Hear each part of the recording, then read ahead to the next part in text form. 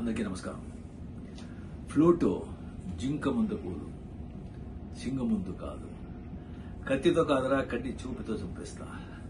ఇలాంటి పద్ధతిలాగా ఓన్లీ బాలయ్య గారు చెప్తేనే బాగుంటుంది, కానీ వేరెవరు చెప్తే బాగుండదు. బాలయ్య అంటే పాజిటివిటీ అండి. నెగిటివిటీ ఆయన దగ్గర కొత్తు కూడా ఉండదు.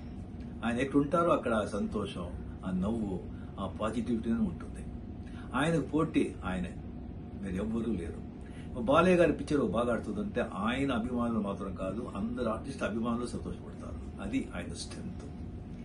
ఇప్పుడు ఆయన వచ్చి సినిమా ఇండస్ట్రీలో 50 years కంప్లీట్ చేస్తుంటారు. దానికి నా అభినందనలు. ఆయన వచ్చి ఇంకా సినిమా ఇండస్ట్రీలో ఇలాగే యాక్ట్ చేస్తూ పాజిటివిటీ స్ప్రెడ్ చేస్తూ సంతోషంగా 75 years కంప్లీట్ చేయాలని ఆ దేవుడితో ప్రార్థిస్తాను. I love you Balayya. Thank you.